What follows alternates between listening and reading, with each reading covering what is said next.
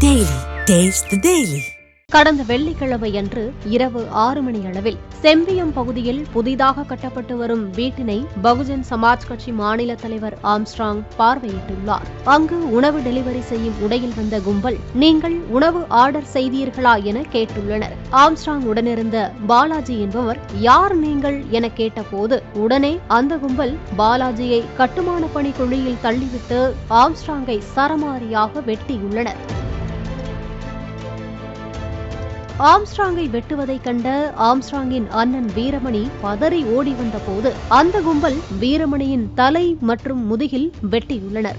இதனால் வீரமணி மயக்கமடைந்துள்ளார். சத்தம் கேட்டு கட்டுமான பணியாளர்கள் வருவதை அறிந்த கும்பல் தப்பித்து ஓடியுள்ளனர். உடனே ஆம்ஸ்ட்ராங்கை கிரீம் சாலையில் உள்ள மருத்துவமனைக்கு கொண்டு சென்றனர். ஆனால் அவர் ஏற்கனவே உயிரிழந்து விட்டதாக மருத்துவர்கள் கூறியுள்ளனர்.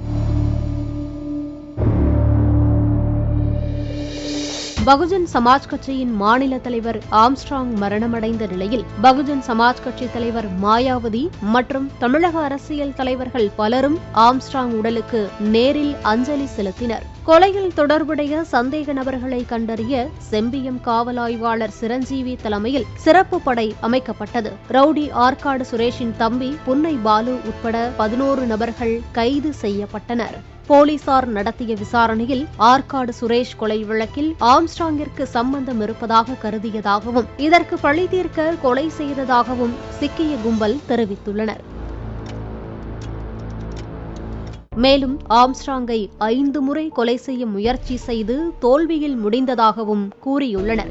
ஆம்ஸ்ட்ராங்கை கொலை செய்ய வேண்டுமென்று அழைத்தால் வரமாட்டார்கள் என்பதால் ஒரு பிரச்சனை, வாருங்கள் என கூறி கோகுல், விஜய், சிவசக்தி ஆகிய மூவரையும் ஆற்காடு சுரேஷின் சகோதரர் புன்னை பாலுவின் உறவினர் மணிவண்ணன் என்பவர் அழைத்து சென்றிருப்பதும் விசாரணையில் தெரியவந்துள்ளது.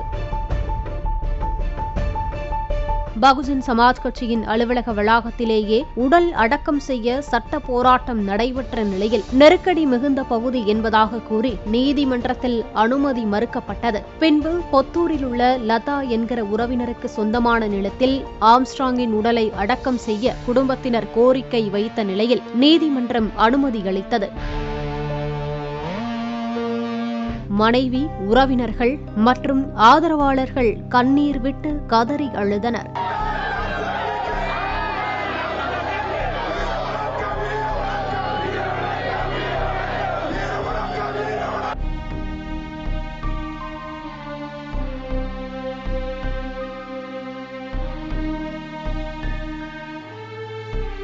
பெரம்பூரிலிருந்து ஆம்ஸ்ட்ராங் உடல் 8 மணி நேரத்திற்கும் மேலாக ஊர்வலமாக எடுத்துச் செல்லப்பட்டு பொத்தூரில் உள்ள உறவினர் நிலத்தில் பௌத்த மத முறைப்படி உடல் நல்லடக்கம் செய்யப்பட்டது.